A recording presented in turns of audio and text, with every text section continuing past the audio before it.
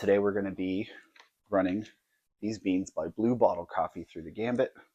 I got the Bright. This says the tasting notes are blueberry, golden raisin, and lemon zest. We're going to be doing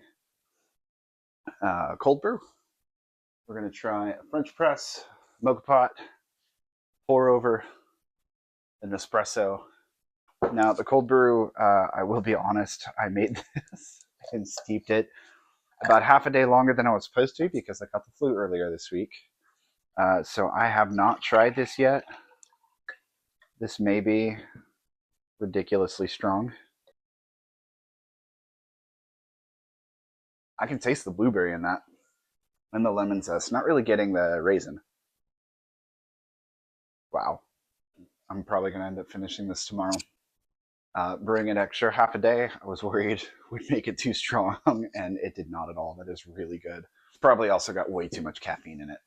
I'm going to finish what I poured. When I first got this thing, I didn't really know what I was doing. So let's see how this turns out.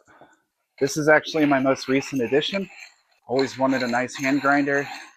These things can get crazy expensive if you look them up online. This one was about 60 bucks. I'll have to look up who it was by. I don't remember. It's really good though. I've gotten an electric grinder in my kitchen. That one gets most of my use at home just because it's quick, it's easy.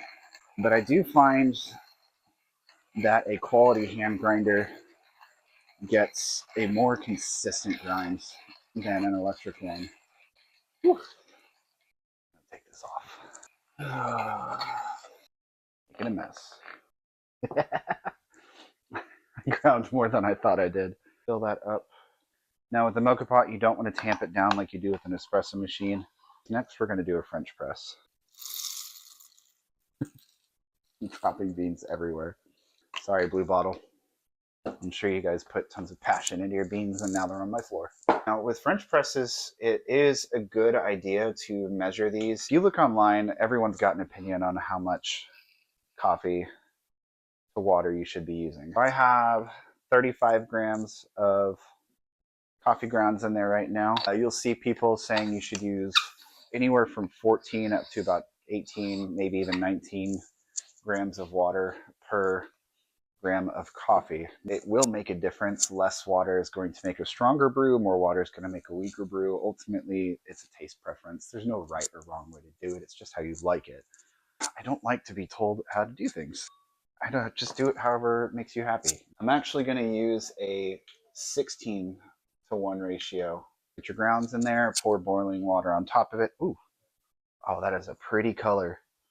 You'll see here in a minute, there's actually just a little bit of a crema on top too, which is something you normally only get in espresso. I'm actually going to take this off the heat for now.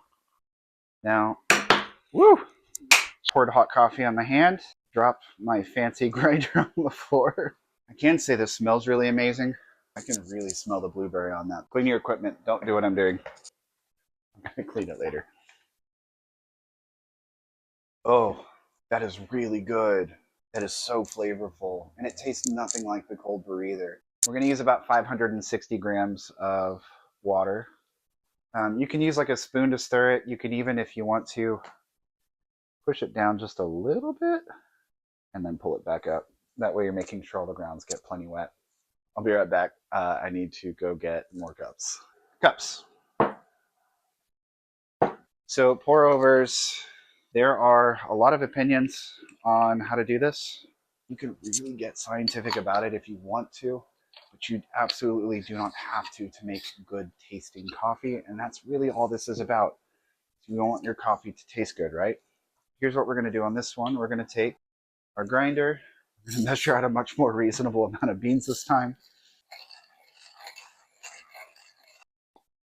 The citrus actually, now that it's cooled down a little, the citrus came out really strongly on that.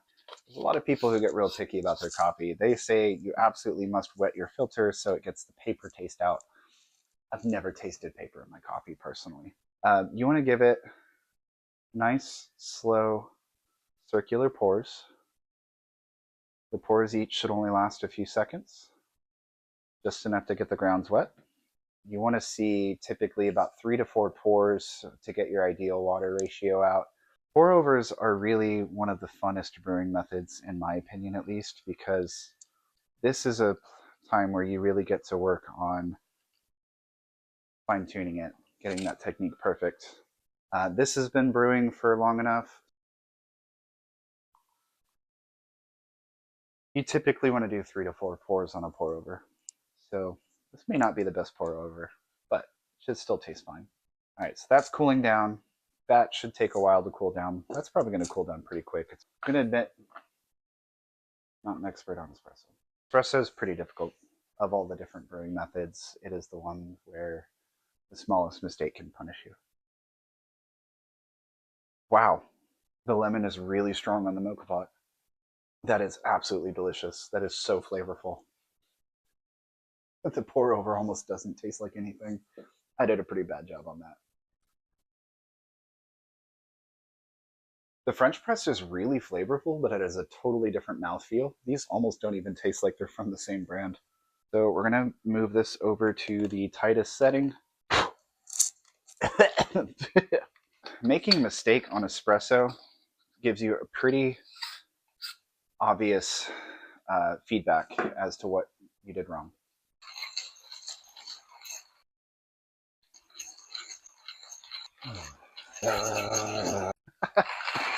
I'm out of shape. Scotty K Fitness, if you're watching this, can you please give me fitness lessons? We're almost there. I can feel it. We made it. Grounds in.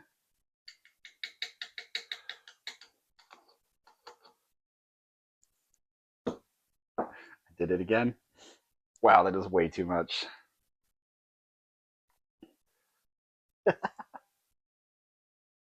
No, we're just going to waste beans. These beans were not cheap either. I'm kind of sad about this. We're just making a mess. It's fine. Oh my God. This is a really cool tool. Use one end to distribute the beans around. And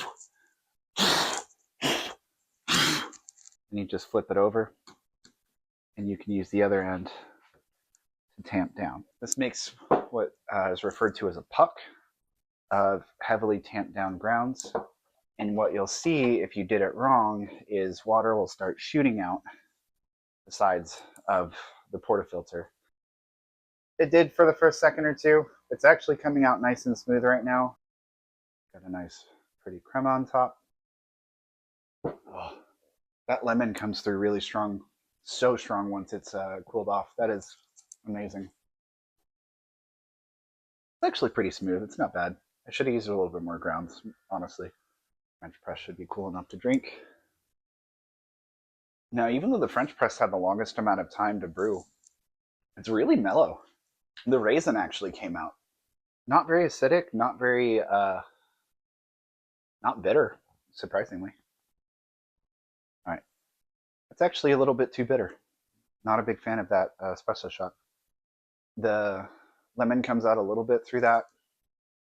It kind of just tastes like it burnt, though. I'm going to finish the last little sip of what's in here, though. Overall, I'd give them like a 4.5 out of 5. Really surprising results. I was not expecting the mocha pot to be the clear winner of the options. I wasn't even expecting French press to be the second choice, but only the espresso came out really bitter. They all had a really nice acidity to them. For sweetness, I'd probably give it like a 3 or a 4. It was a little bit hard to get the sweetness out on most of these brews. The acidity was great. Actually, all of them had really good acidity, I would say. So I'd give that like a 4.5 or a 5. Body, I'd give that like a 3. Unless it's the mocha pot, that had a 5. That was amazing. And the flavors, the brewing method had a surprising impact on which flavors came out. But I was able to get blueberry, raisin, and zet lemon out of these beans, depending on how I brewed them. So give it a 5 on flavor. See you guys next time.